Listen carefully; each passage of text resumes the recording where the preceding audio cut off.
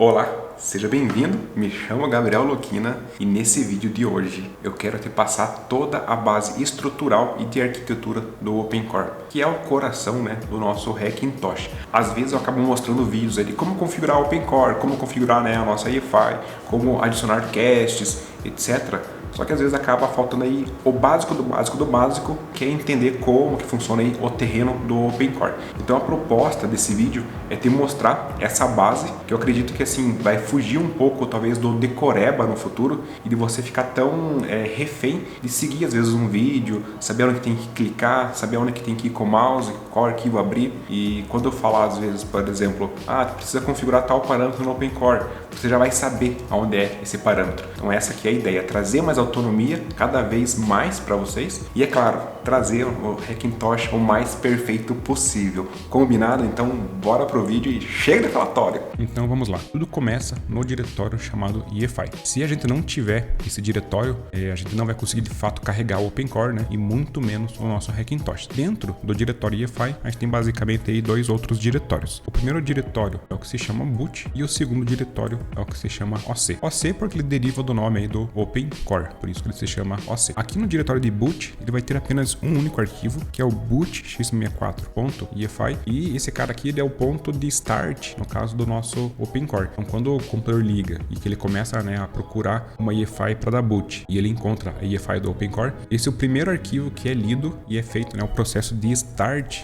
do nosso bootloader, que vai fazer o funcionamento aí do nosso Hackintosh. Esse arquivo a gente não precisa configurar, não precisa mexer, não precisa fazer a princípio nada nele, a não ser quando a gente tem uma situação de upgrade de versão do OpenCore, que é quando a gente atualiza o OpenCore em si, ou então quando a gente faz o processo de downgrade, que é o contrário do processo de upgrade, que é quando a gente regride para uma versão anterior devido a algum bug ou devido, enfim, a algum problema que a gente encontre com versões mais novas. Fora isso, a gente acaba aí não mexendo nesse arquivo boot x64.efi, e é só saber que ele existe e que ele está situado nesse diretório chamado boot. Além disso, o diretório OC é o principal diretório, tem todos os arquivos referentes ao OpenCore, das configurações e etc. Aqui dentro dele a gente vai ter basicamente 5 diretórios, que é o diretório ACPI, o diretório drivers, o diretório casts, o penúltimo diretório que é o resources e o último diretório que é o tools. O mais comum é haver essa estrutura aí com 5 diretórios, eu vou explicar aí cada um deles logo na sequência, e pode eventualmente ter um outro diretório chamado bootstrap, dependendo da EFI que está utilizando, e geralmente esse diretório chamado bootstrap, ele faz aí funções com o processo de dual boot. Quando a gente tem o dual boot aí no mesmo SSD,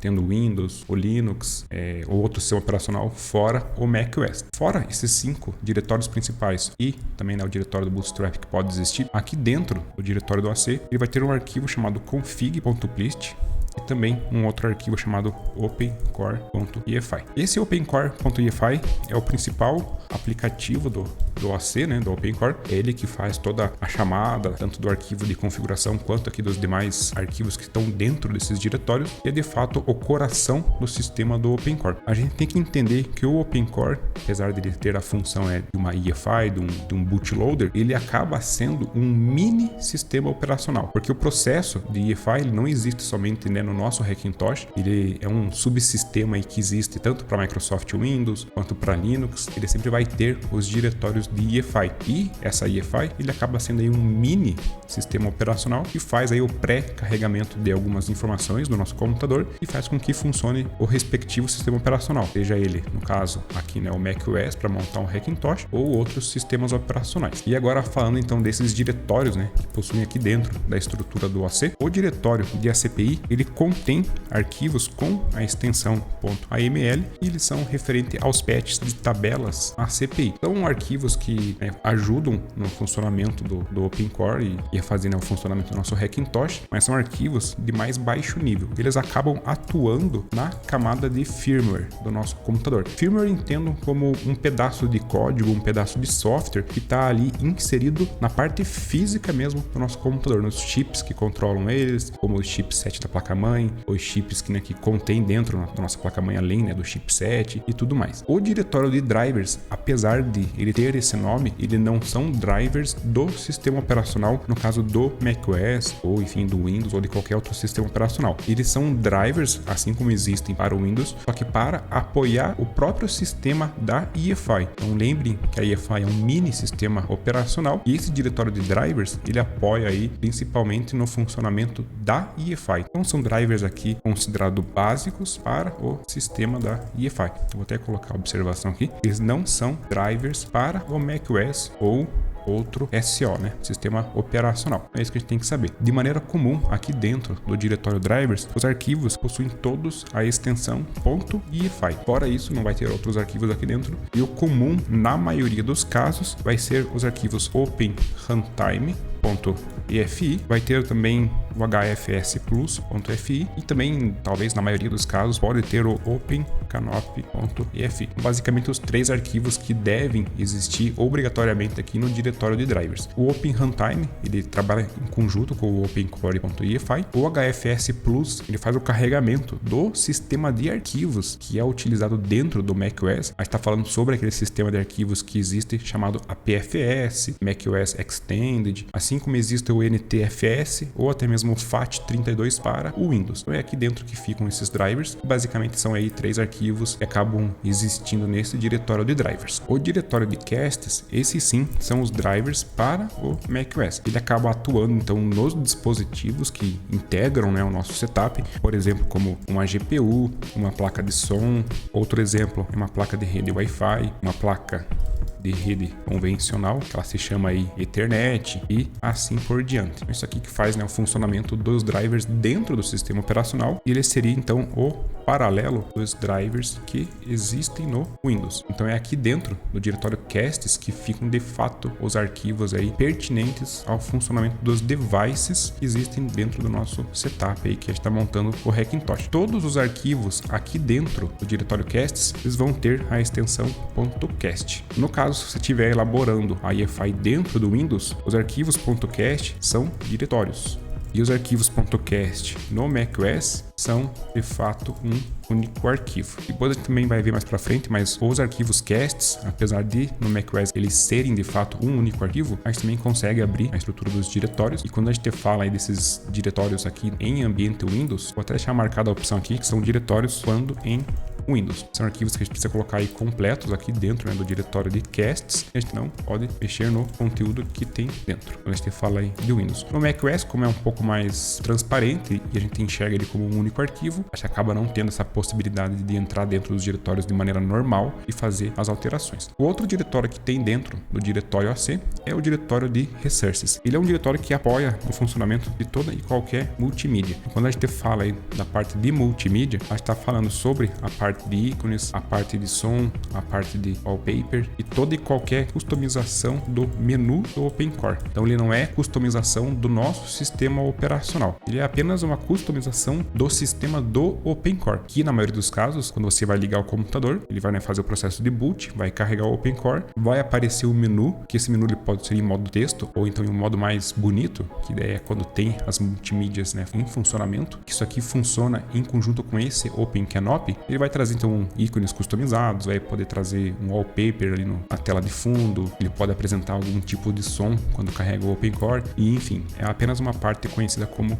cosmética do OpenCore. Então ele não impacta no funcionamento do nosso Hackintosh. E por último, a gente tem o diretório Tools, que eles são basicamente ferramentas para o sistema da EFI. Então são todos arquivos com a extensão .efi e aqui dentro dessas ferramentas pode ter eventualmente arquivos como OpenShell.efi e etc. Então, geralmente é um diretório aí, aqui comum, é não existir nada dentro, porque são só ferramentas que a gente utiliza às vezes em algum dado momento para fazer alguma configuração da nossa EFI. Fora isso, ele não vai impactar no funcionamento de fato da nossa EFI e consequentemente dentro do nosso Hackintosh. E agora por último, a gente tem, né, o arquivo config.plist, que ele é o arquivo que tem toda a configuração do OpenCore. Então é baseado nele que ele vai ter apontamentos para esses outros diretórios. É um arquivo que a gente está mexendo e alterando volta e meia. Então quando a gente está mexendo dentro da nossa EFI, a gente precisa sempre, né, editar e atualizar esse arquivo. Além disso, ele é um arquivo que deve ser sempre editado com o Property Tree, que é uma ferramenta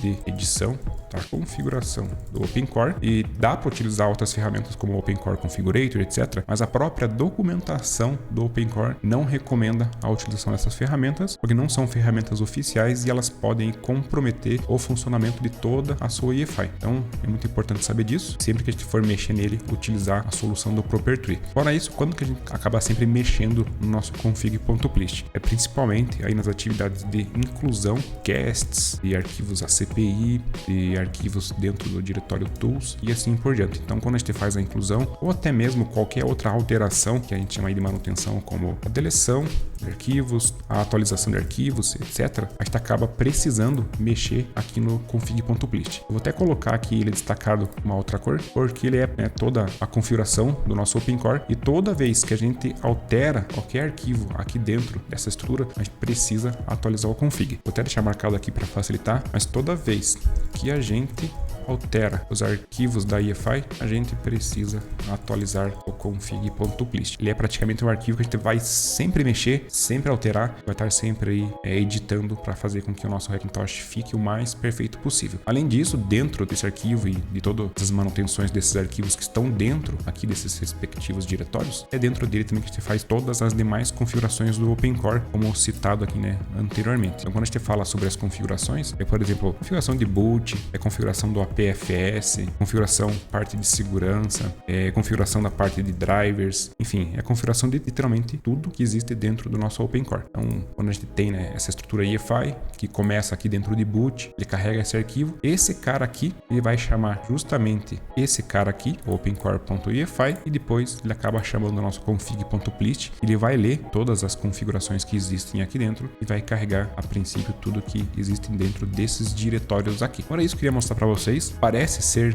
de fato algo complexo, mas entendam que não é. É uma estrutura assim bem enxuta comparado a outros bootloaders, como existe, por exemplo, o Clover. Antigamente existiam outros bootloaders que eram muito mais desorganizados. Aqui dentro do OpenCore ele é bem mais organizado, é muito mais fácil fazer a compreensão dele, também a manutenção do próprio OpenCore em si e trazer o nosso Hackintosh aí de maneira mais perfeita possível. Se você chegou até o fim, parabéns! Vai ganhar um certificado de OpenCore, deixa eu ver, OpenCore Master.